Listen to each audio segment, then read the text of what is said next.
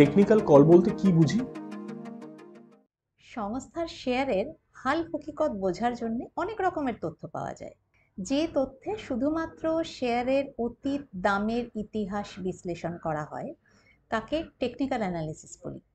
আর technical অ্যানালিসিসের মাধ্যমে যে share কেনা বেচার সম্পর্কে খবর জানা যায় তাকে আমরা টেকনিক্যাল কল বলে থাকি। আর টেকনিক্যাল কলের সঙ্গে চলতি উড়ো খবরের কি তফাৎ থাকে? টেকনিক্যাল কলে শুধুমাত্র শেয়ারটির নাম বলা থাকে না, তার সঙ্গে শেয়ারের দাম, কোন দামে ঢুকতে হবে, কোন দামে বেরোতে হবে, কোন দামে স্টপ লস অর্থাৎ কতটা ক্ষতি হলে বেরিয়ে যেতে হবে, এসবও কিন্তু বলা থাকে। স্টপ লস কাকে বলে?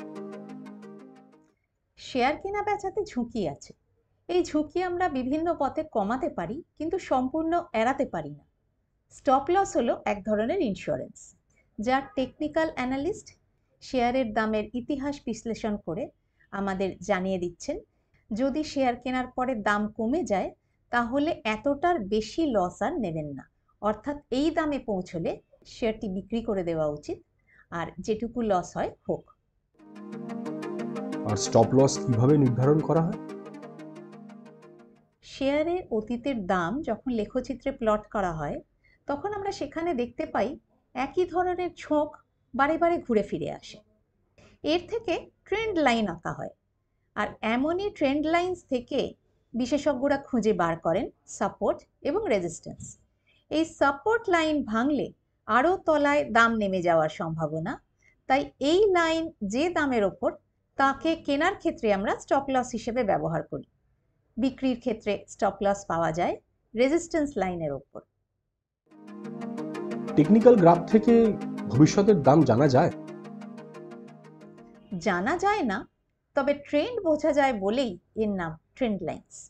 মানুষ ইতিহাস পছন্দ করেন, দুনিয়া বারবার ইতিহাসকে ঘুরে ঘুরে ফিরে আসতে দেখে। বিহেভিয়ারাল বায়াস আমাদেরকে ভাবতে বাধ্য করে যা অতীতে হয়েছে তা আবার ভবিষ্যতে ফিরে আসতে পারে। এই নিয়ে আমরা বিশদে আলোচনা করেছিলাম গত এপিসোডে। এই বিহেভিয়ারাল বায়াসের জন্যেই একই ঝোঁক শেয়ারের দামে বারবার ফিরে আসতে দেখা যায়, আর এই প্যাটার্ন থেকেই ভবিষ্যতের ট্রেন্ড নির্ধারণ করা হয়। কি ধরনের বিনিয়োগের জন্য টেকনিক্যাল কল দেখব? জীবনের যেসব লক্ষ্যগুলো বিনিয়োগের মাধ্যমে পূর্ণ করবেন ঠিক করেছেন তা কিন্তু তার নিজস্ব সময় এসে হাজির হবে। সেই ক্ষেত্রে আমরা আলাদা করে টাইমিং করতে পারবো না, তবে জীবনের প্রয়োজনের বাইরে যদি উদ্বৃত্ত অর্থ আপনার হাতে থাকে তার একটা অংশ আলাদা করে মার্ক করে শেয়ার বাজারে বিনিয়োগ করা যেতে পারে। এই ক্ষেত্রে টেকনিক্যাল কলের সাহায্য নেওয়া সম্ভব, তবে খেয়াল রাখতে হবে সেই উদ্বৃত্ত অর্থ যেন emergency fund, retirement fund, child education ফান্ডের মতো প্রয়োজনীয় টাকার অঙ্গ না হয়। টাইমিং করতে কেন বারণ করা হয়? টাইমিং যে একেবারে সঠিক হবে তা কিন্তু বড় বড় বিশেষজ্ঞরাও মনে করেন না, আর এই অনিশ্চয়তা আছে বলেই শেয়ারের দামের এই ওঠাপড়া। সেজন্যই লেখচিত্র নিয়ে এত চর্চা।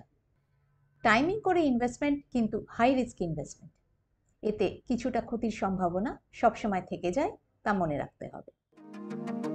এই রিস্ক কমানো যায়? টাইমিং এড়াতে এসআইপির মতো পদ্ধতির সহায়তা নেওয়া সবচেয়ে ভালো। একে আমরা রুপি কস্ট অ্যাভারেজিং বলে থাকি। এই নিয়ে আমরা আবার আলোচনা করব পরের এপিসোডে। ভালো থাকবেন।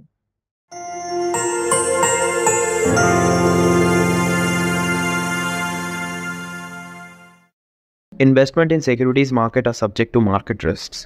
Read all the related documents carefully before investing.